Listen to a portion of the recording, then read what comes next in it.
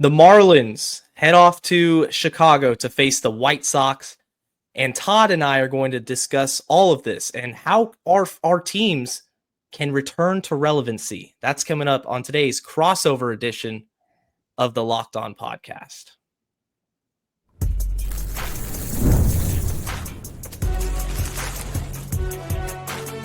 You are Locked On MLB Crossover, part of the Locked On Podcast Network.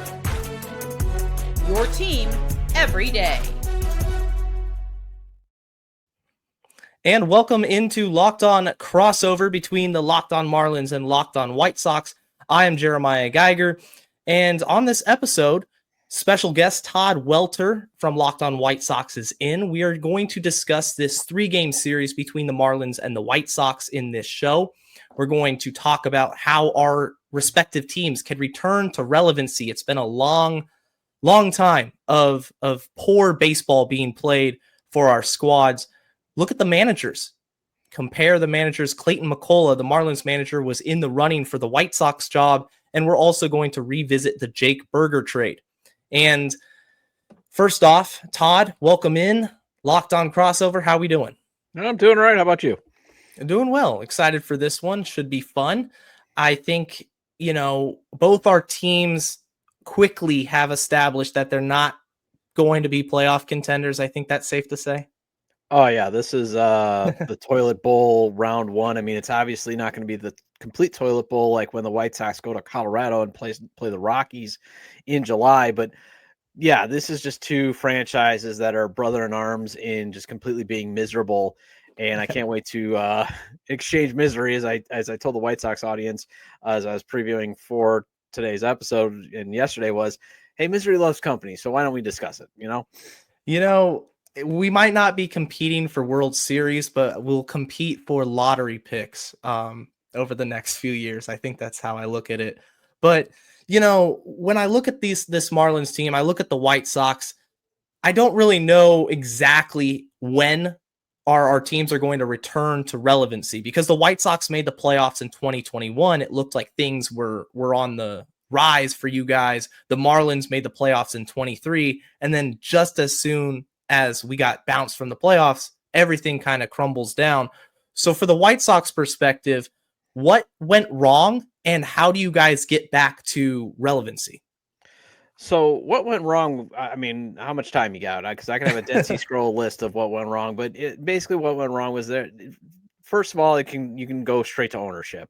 Owner Jerry Reinsdorf basically has been operating like it's been 2005 for the past 20 years and has not only been lapped by the rest of baseball, but it's been lapped about 3-4 times. The analytics was so far behind. The embracing of new methods of how you go about playing baseball was so far behind. And then what really killed everything, too, was the owner hijacked basically the rebuild by when they fired Ricky Renteria in 2020 to be the manager. They were going to be bringing in A.J. Hinch. And instead, he wanted to make good on a regret that he had back in 1986, I believe, or 85, when he fired Tony La Russa. He always regretted that. So when he got the chance to bring Tony La Russa back, he jumped on it. But the problem was it wasn't 2011 anymore. So then you had Tony La Russa come in. There was just, yes, they won in 2021, that division, but they won basically on the talent alone, and they thought that could sustain, and it couldn't. Bad drafting, they couldn't, they couldn't be able to basically reinforce what their system could not produce, because a lot of their prospects came up all together at once, and then after that, there was no reinforcement. The owner only allowed so much money to be spent, and then the front office foolishly invested that in the bullpen instead of second base and right field. And they've been trying to replace Ray Durham, who left the White Sox in 2002, for example, and Jermaine Dye, who retired in 2009. Those were just those big issues. They basically never finished off their rebuild. And then what happened was a ton of injuries. Like they paid Yohan Moncada and Eloy Jimenez before they should have, and they kind of got lazy, and then they kept getting hurt.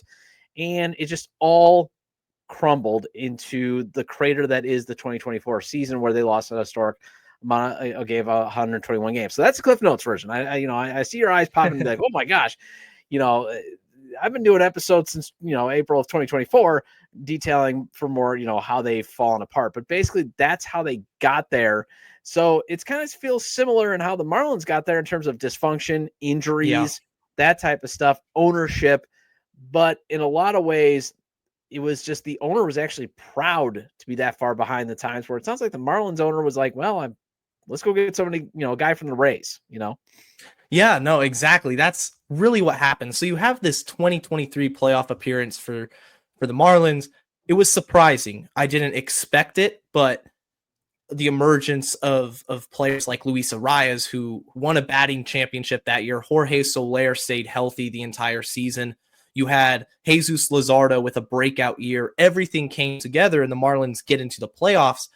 And then what happened was Kim Ng, the general manager, they part ways. Her and the ownership, they part ways.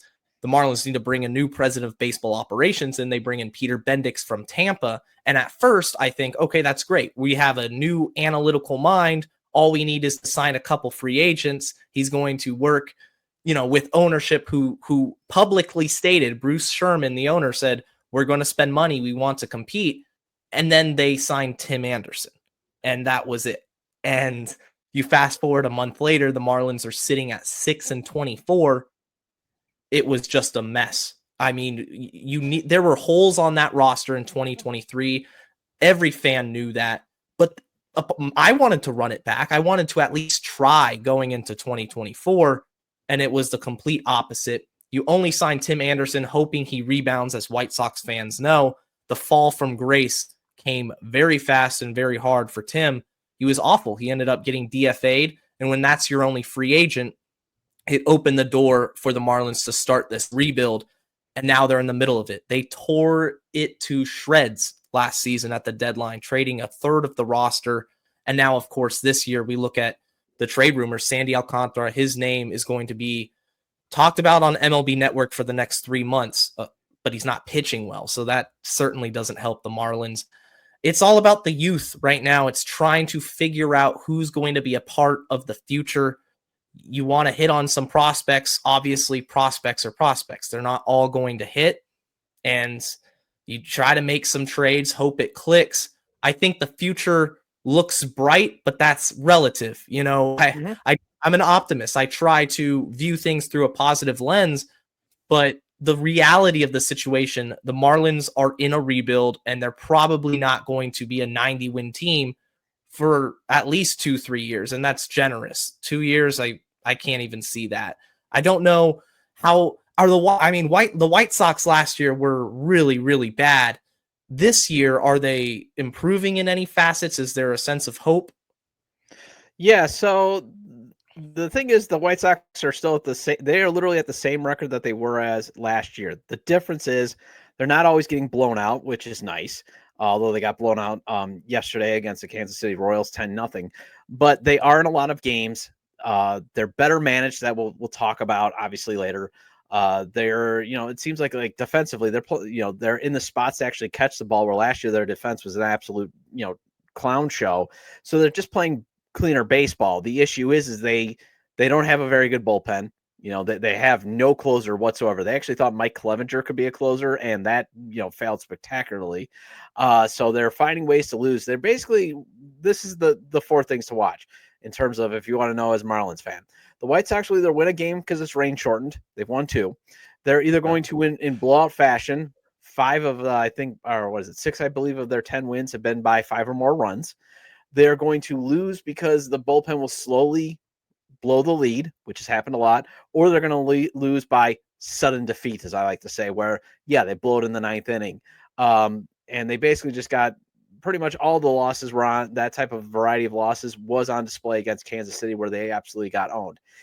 But it sounds like the Marlins and the White Sox are definitely in the same boat in that we're talking about, hey, maybe they'll get back to being good in 2 or 3 years, because that's kind of the belief and the hope here on the south side of Chicago.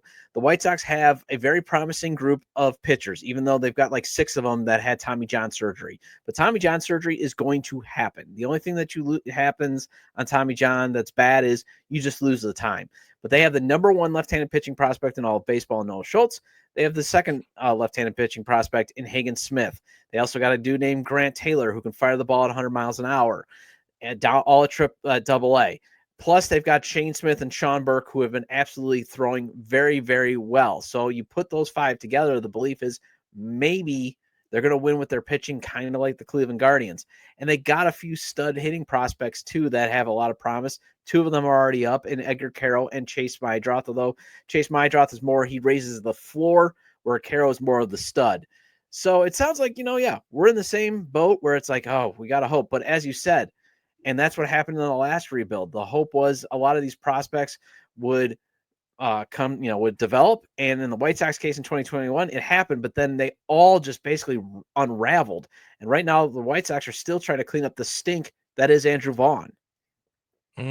Yeah, no, I feel the same type of profile for our teams. We're relying on the farm. The Marlins have a few prospects. Thomas White, left-hander, really good. He's a top 100 guy, top 50 guy.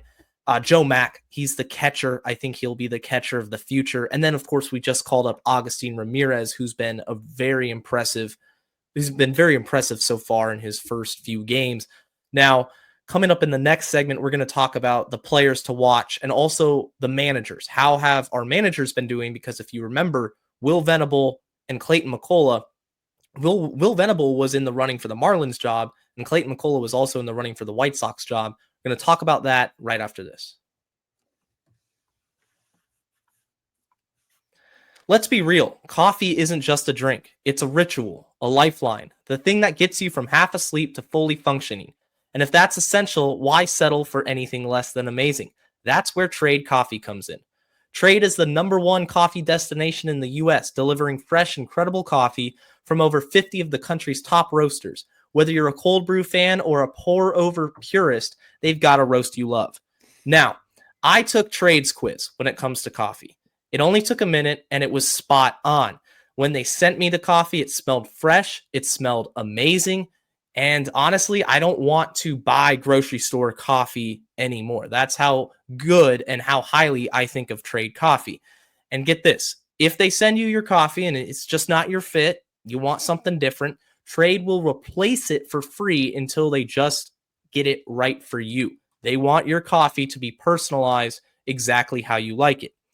Their prices are comparable to grocery store brands, so you're not going to be spending extra money for this premium coffee. So if price is an issue, do not worry about that. So if you're interested in this, right now, Trade is exclusively offering customers 50% off your 1-month trial at drinktrade.com/lockedonmlb. That's trade.com/lockedonmlb for 50% off your 1-month trial. drinktrade.com/lockedonmlb. And this episode is also brought to you by Fire TV. Did you know your Fire TV is also an Xbox? Turn any TV into your gaming and entertainment hub with Fire TV Stick 4K devices. No console required. Just grab your paired controller, subscribe or sign into Xbox Game Pass Ultimate with EA Play included, and you're ready to play. Dive into hundreds of premium titles from EA Sports College Football 25 to Call of Duty Black Ops 6 as easily as you stream your favorite shows. It's gaming made simple, and it's all on your Fire TV.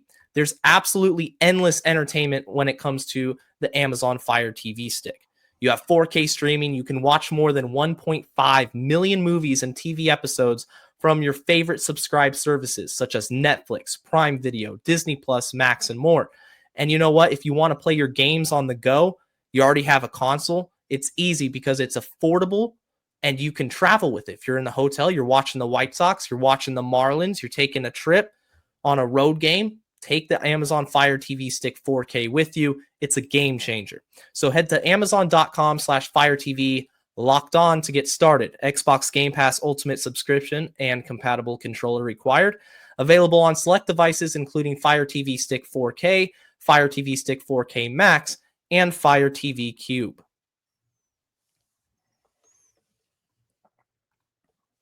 Back here with Todd Welter from Locked On White Sox. We are on the Locked On crossover episode discussing the White Sox and Marlins as they approach their series. Be sure to subscribe to the YouTube channel, and also remember that the podcast is available wherever you get your podcast, so you can listen on the go. Players to watch for this weekend, Todd. I'm going to start with a couple Marlins players, and then I'll turn it over to you for some White Sox players, and then we'll talk about the managers. First player you got to watch for is Agustin Ramirez. Agustin Ramirez is a newly called up catcher. He was acquired in the Jazz Chisholm Jr. trade from the Yankees, and he's a bat first guy. He's gonna hit. He has a ton of power. His exit velocities routinely are north of 100 miles an hour. And I think the Marlins definitely have something and a prospect that is going to work out at the major league level. It feels like that doesn't happen very often. Besides Augustine Ramirez, Friday starter, Max Meyer, he's had a 14 strikeout game this season. He's gone through a couple tough starts recently against the Mariners and A's, but overall, he's got really good stuff. And coming off of Tommy John surgery a couple years ago, he was inconsistent last year in 24, but he's put it together and he's established himself as a true building block of this rotation and really the only consistent starter that the Marlins have had so far. What about the White Sox? Basically, what it comes down to is I've been saying there's 5 guys that basically White Sox fans and Marlins should pay attention to in terms of the grand scheme of things in the long run. For the White Sox, it's catcher Edgar Carroll. He kind of actually had his first moment where baseball came for him, where he did kind of struggle against the Royals in the first 2 games of the series. Ended up actually getting the day off on Wednesday, probably kind of to clear his mind and reset. Came back, had a hit yesterday, so you got to like that. Chase Mydroth, too, the shortstop. And then, he's the other one, like I said, that basically raises the White Sox floor. Basically, the modern-day Greek out of walks. Also had a tough series, but he came back, at least got on base yesterday. So you want to keep seeing that, those guys continue to develop.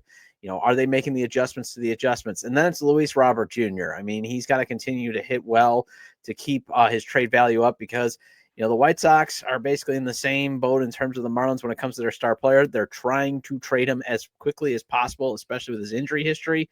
And obviously, Robert Jr. got off to a sluggish start, but he's now starting to come out of it. Still needs to get that average up because that's below. But if he can start hitting some more home runs, continue to be where he was showing at the last time at the White Sox were at the Wright Field when he had a home run, where he was one of the reasons why they won that series, that's going to help his trade value. And then on the pitching, you got Shane Smith going on Saturday. He's probably one of the best Rule 5 picks so far in franchise history. He's been so good. It's been to the point where he might be the White Sox all-star representative. The other guy is Sean Burke. He pitches on Saturday. He was amazing in a 4-game cameo last year towards the end of the season. Was so good that he actually was the opening day starter, and he was amazing on opening day. And then baseball came for him.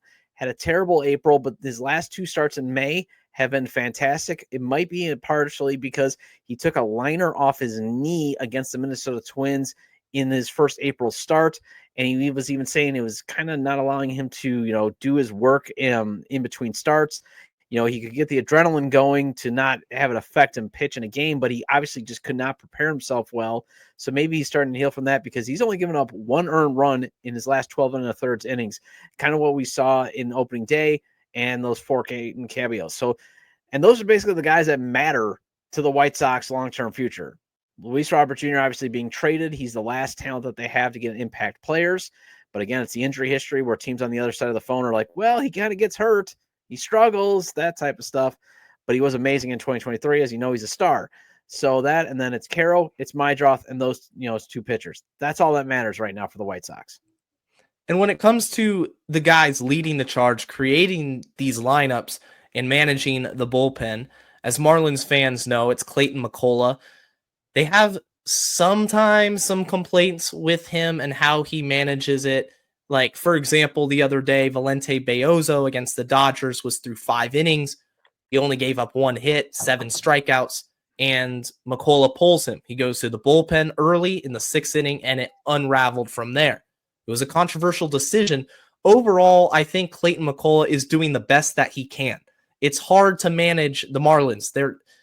One hand is tied behind your back, the bullpen especially. We criticize managers a lot on their use of the bullpen. How do you utilize them? Don Mattingly, a longtime Marlins manager, really didn't ever figure out how to manage the bullpen. The issue is for the Marlins, they don't have a ton of pieces in that bullpen. You have a few high leverage guys, but no true star. Nobody like last year where you had Tanner Scott and AJ Puck. You could plug them in the 8th and 9th inning.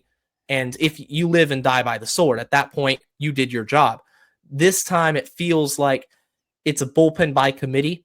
I don't know exactly what he bases his decisions off of, but you'll see in the ninth inning, sometimes it will be Jesus Tinoco trying to get a save. Other times it will be Anthony Bender or Calvin Fauché. There's not that one set closer, like you said for the White Sox earlier. And then the other point to mention with Clayton McCullough, the Marlins haven't had a single lineup this season that is a replica of one before. They've rolled out different lineups every single game. So he's mixing and matching a lot. I think it's a very analytical approach when it comes to Clayton McCullough and Peter Bendix, the president of baseball operations. They want to bring the data into the games as much as possible. Will Venable, though, he was an early candidate for this Marlins job. How's he been doing for you guys? So I've actually been impressed, and it sounds like I'm talking to a mirror, man. I feel like, it's deja vu here because it's pretty much in a lot of ways the same. I really can't hold Will Venable, though, too much on the bullpen decisions, and with the fact that, the White Sox just don't have any good high leverage arms right now. Steven Wilson is obviously taking advantage of his second opportunity. Cam Boozer has been up and down. They've tried him as the closer, and it's not working. But otherwise, the rest of the bullpen has just been woof right now in terms of getting outs outside of another Rule 5 pick they have in Mike Vassell. But I do like Will Venable's process. I think he's identified when he needs to pull his starter, when he tries to need to go with whoever can get 6-7 outs. What I like is he's even admitted he's actually not a fan of actually naming a specific closer. He wants to actually be, new school analytics. And sometimes you might need your best reliever in the sixth inning because that's where maybe the game is going to be decided. So I like that. I think he's also tried some interesting, maneuvers that have actually, when they work out, they actually do work out. He had a game where he actually had Brooks Baldwin lay down a bunt to get, they were down 2. He has him lay down a safety squeeze to get just 1 run. And a lot of people are like, you would never do that. Well, guess what? The next guy comes up. I think it was Edgar Carroll or Chase Mydroth comes up, drives, a ball in, and, Baldwin ends up scoring from first, and they end up tying the game. And it actually worked because what it did was it eliminated a potential double play because he was able to get the bases, get, the guy on first all the way over to third because they didn't realize, oh my gosh, he's going, doing this. So he's done some interesting things, and I think he's just trying anything he possibly can to see if he can somehow get a victory. The key that I want to see is Andrew Vaughn going to be in the lineup tonight? Because he had a terrible base running gaffe in yesterday's loss. The game was competitive at that point. It's 2-0. He does hit a double. He actually does something positive because he's been struggling so much this season. He ends up on third. There's no outs, and gets a ground ball to third, and he takes off. And at first, even the television broadcast thought, oh, it was a contact play. He's just going to run on contact, and he's out. He's meat at the plate. Turns out that was not a contact play. He just totally made a mistake. So are you going to hold him accountable? Technically, I think he did hold Chase Mydroth accountable in that Wednesday loss where he let a pop fly bounce, or the Tuesday loss where he let a pop fly bounce off his head in the 9th inning. I saw and that. It became, White Sox being White Sox. He had a scheduled day off the next day.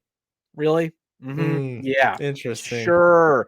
So I want to see, is he going to continue to maybe hold guys accountable with the, we don't throw guys under the bus in public because you just don't do that with today's modern player. So I think that's why, he had a scheduled day off. Has Venable been ejected this season No. yet? The other thing is, and I think actually that is a good thing because Pedro Grifol was such a dumpster fire of a manager. I mean, you want to talk about one of the worst managers ever. It was Pedro Grifol. He was terrible. And his thing was to always, we're just going to flush it. We're just going to flush. Every loss was flush it. I mean, the White Sox mascot could have been a toilet with him running the team. But Will Venable, he's very measured. He's very approached. And I think that's a good thing, and he does try to keep, from all accounts, keep the clubhouse spirits up, tries to, hold these guys accountable, but he's very measured. And to the point where I think they kind of need that because they kind of need this cool, steady hand to be like, guys, the whole point of this exercise this year is let's just find some guys that can help us win in 2027. Yeah, I mean, that's the goal. It's who's going to be here now that's also going to stay for the next year, the year after, because there's going to be role players. I've tried explaining this to my audience is that not everyone you see on this Marlins roster that's going through a hot stretch, such as like Eric Wagman, he's not going to be the long-term fixture at first base or third base or whatnot. I asked why Venable, if he's been ejected, because one of the things that I haven't seen from Clayton McCullough, and I would like to, I think an ejection or two a season is good because it shows that you care and it shows that you're passionate. I want to see the fire be lit under Clayton, especially in this past Dodger series. The umpires were so bad; they were calling pitches a foot out of the zone. I'd like to see you to argue for your guys. But in the next segment, we're going to talk about some trades. The Marlins and the White Sox had a trade back in 2023, the Jake Burger trade that needs to be revisited. We're going to talk about that and more right after this. This episode is brought to you by FanDuel. The NBA playoffs are in full swing, and every night delivers highlight-worthy performances, major momentum shifts, and can't-miss moments. Whether it's a game-winning shot or a breakout player, there's never been a better time to get in on the action. FanDuel makes it easy to stay in the game before tip-off and live. With player props, performance trends, and same-game parlays, fans have more ways than ever to play smart and win big. For live prop bets mid-game, how the action unfolds, it's really easy. If you're watching a game, you're watching one of these playoff games in the NBA, and you see, you know what, this guy here, Anthony Edwards, is shooting lights out from 3. Let me take the over on that. You can hit the live prop bets if you see the player you like getting hot. And also, if your first $5 bet hits, you realize you get $200 in bonus bets. So you can take that $5, invest it, get a dub, and then you have $200 in bonus bets. It's risk-free. It's super easy, and you'll have a lot more fun, I think, doing that than actual cash that you'll wager. So if you're new to FanDuel, it's the perfect time to sign up. Head to FanDuel.com, place your first $5 bet, wins, you'll get $200 in bonus bets. So make every moment more with FanDuel. It's the official sports betting partner of the NBA. If you're an everyday listener to Locked On White Sox or Locked On Marlins, we appreciate you. And if this is your first time checking out the show, make sure you hit that subscribe button so you don't miss any other episodes moving forward. And Todd, let's talk about this Jake Burger trade. I know you have some strong feelings on it. I'll start with you. Go back to 2023, rewind the clocks. What would the White Sox have done differently? Hopefully Jerry Reinsdorf would have fired Kenny Williams and Rick Hahn before the trade happened, because that was actually the final nail in that leadership's administration's coffin. It actually spoke to how dysfunctional the White Sox front office had become, because you were asking, how did things unravel so much after 2021? Front office dysfunction was a big one, because you didn't know who was actually running the White Sox. Was it owner Jerry Reinsdorf? Was it Tony La Russa? Was it executive vice president Kenny Williams? Was it general manager Rick Hahn? Technically, Rick Hahn was supposed to be in charge of the baseball decisions after Kenny Williams, who built that 2005 White Sox World Series team. And then, he was always go for it, and then eventually ran out. He kicked himself upstairs, basically gave himself a promotion so he didn't have to do a ton of work. Well, then the White Sox win in 2021, and Kenny all of a sudden decides he's back. He wants to be in charge. And that created such a dynamic of who is in charge of the White Sox. And what happened in that trade was basically Kim Ng, who used to work for Kenny Williams. She was with the White Sox. That's why I'm very well versed in Kim Ng, because every White Sox fan was hoping that she would actually end up being in charge of the White Sox after Rick Hahn and Kenny Williams were fired. And said, nope, we get Chris Getson, the worst general manager search in the history of baseball. Jerry Reinsdorf didn't even interview a candidate. But what happened was Kenny apparently had, from what I understand, from how I've, when I read and all that, was Kenny had 2 teams where he did not have to tell Rick Hahn, I'm doing this trade. And one of them was the Marlins, because of his relationship with Kim Ng. So Kim Ng even said, I called up Kenny and I said, I want Jake Burger. And he said, okay. Wow, that's simple. That's what happened, basically. And Kenny was the type of guy that thought he was a super scout. There's a well-known story about how Kenny was, he actually did have a good eye for talent. I mean, again, the guy built the 2005 White Sox World Series team, and there's not a Hall of Famer on that team except for Frank Thomas, who only played like 30 games that year. But what happened was Kenny, for example, one time there was a draft where he saw a guy play one time and said, "That's my first round pick." And when Oh, the no. entire staff was like, "No, no, no, no." That's kind of what it was. So I think he thought Jake Eater, being 24, being a former top 100 prospect, even though he had just come off of Tommy John, he was going to be a super scout. And he was going to say, "Yep, straight up," even though Jake Handpick 'em. Berger, yeah. Even though Jake Berger, yes, he's a streaky hitter. We're seeing that now that he got demoted in Texas. You saw it in Miami. Even though he can be streaky, when he's on it, that guy hits bombs. And he comes cheap and yet gets traded in a trade that the Marlins will forever be the winner. Yeah, I think the Marlins won that trade. And it's funny you mention, him being in Texas and now in AAA. I'm not worried about him. I'm always going to root for him. I love, the story with him and his family. But that Jake Berger trade really essentially propelled the Marlins into the playoffs. They got Josh Bell, they got Berger. Berger went scorching hot in August and September, and it capitalized the Marlins. They went to the postseason for the first time in 20 years over a full 162.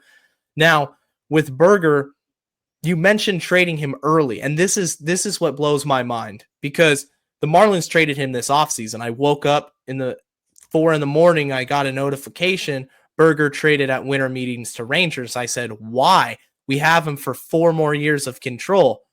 The White Sox had him at that point for 6. Like, he was an early pre-arb, had just started. It really made no sense from their perspective to trade him.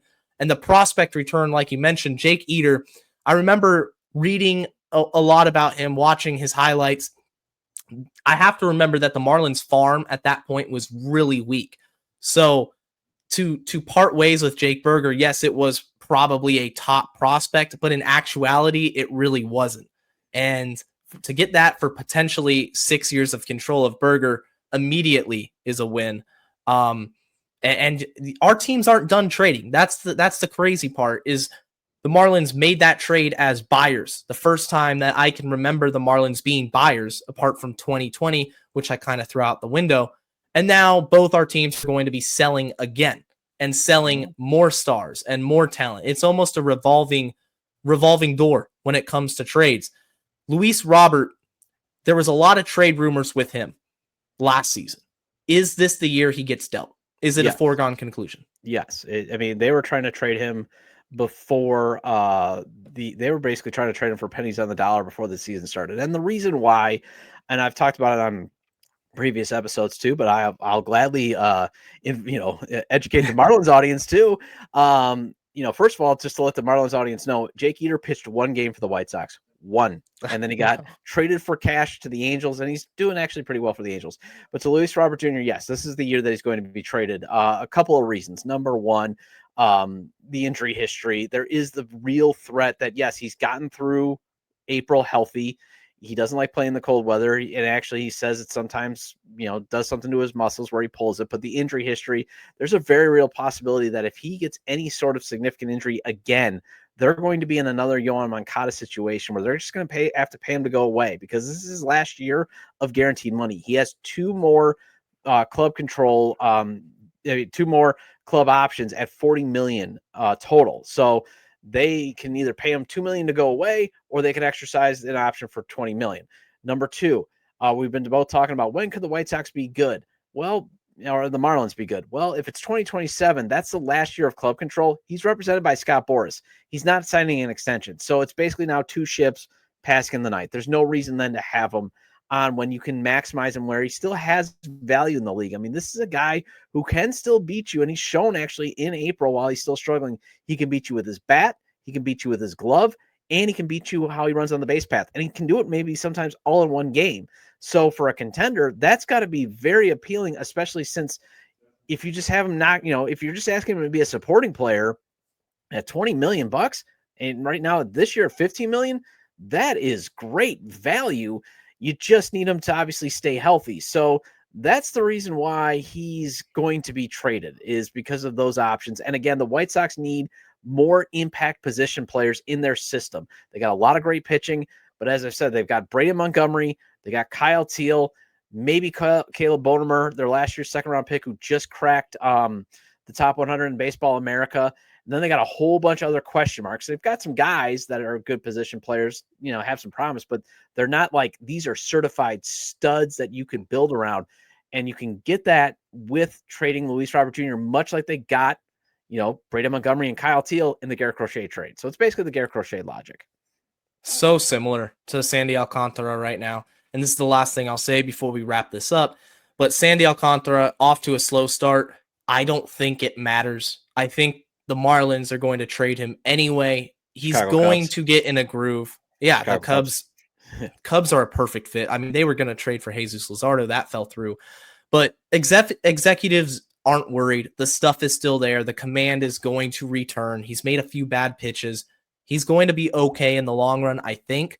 Now, you got to execute the trade. You can't screw this up because you still have an additional 2 years of control and then that third year, that club option. And his contract's really cheap. So both our star players very likely are on their way out this season. And you got to execute. You got to hit on your prospects and you got to get some true talent back. Before we wrap this up, Todd, what's your prediction for this series? Who wins and who's the MVP? Honestly, right now I'm at the point where wins and losses don't matter. So, because again, I want actually the Marlins to win because I don't want the Marlins getting in the way of the White Sox lottery odds. I want to stay at the top of the Tankathon standings. I don't mind having one victory, so just don't make it a sweep, but don't also, because again, I just watched Bobby Witt Jr. And I know I sound like a broken record to my audience, but I just watched Bobby Witt Jr. absolutely destroy the White Sox for 4 games. And guess what? If the White Sox don't beat the Royals 2 times in 2018, guess who picks number 2? The White Sox. Oh, no. Into the 2019 draft. So guess what? There's a chance that they have Bobby Witt Jr. and it's the Royals dealing with Andrew Vaughn struggles. So that's why I'm like, my heart and my brain says, I think the White Sox, they play actually really well at home. So and they just beat the Astros at home. They've beaten the Red Sox at home. So my brain says I could see the White Sox taking 2 of 3. My heart wants the Marlins to take 2 of 3. I'll go with the Marlins taking 2 out of 3. I think Thank Sandy rebounds in a big way. I've been saying this for the last month and a half, but I think this is finally the get right start for Sandy Alcantara. That's going to do it for today's edition of Locked On crossover of the Locked On Marlins and Locked On White Sox. Appreciate you guys listening. For your second listen of the day, go check out the new Locked On MLB Game Night, every game, every night. And for Jeremiah, for Todd, stay safe, stay locked on, and until next time, goodbye.